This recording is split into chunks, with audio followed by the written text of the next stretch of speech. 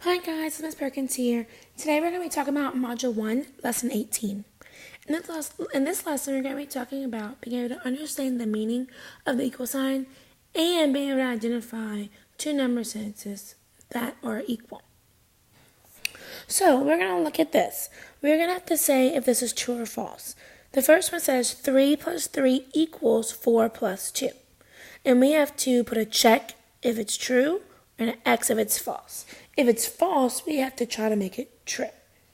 So that means we have to make it to where they're both the same amount. They're worth the same amount. So let's look at this. 3 plus 3. Let's figure out what is 3 plus 3. Well, let's count.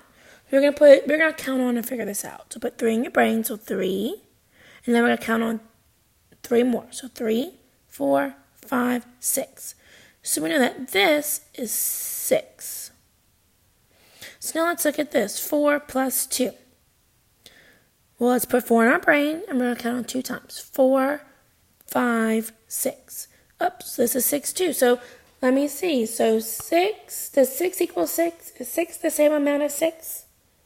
Well, yes, it's the same thing, right? So we're going to put a check. That is true. So now let's look at the next one, B. 2 plus 2 equals 1 plus 3. Let's see. 2 plus 2. We're going to count on. Put 2 in your brain. We're going to count 2 more times. 2, 3, 4. 2 plus 2 equals 4. So let's look at this one. 1 plus 3.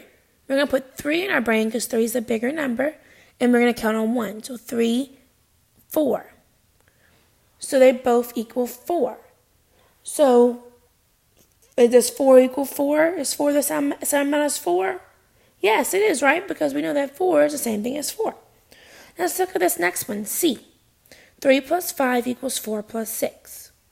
Well, let's see. We're going to count on for 3 plus 5. We know that we're going to count on by starting with 5. So we're going to put 5 in our brain, and we're going to count on 3 more. 5, 6, 7, 8. So we know that 3 plus 5 equals 8.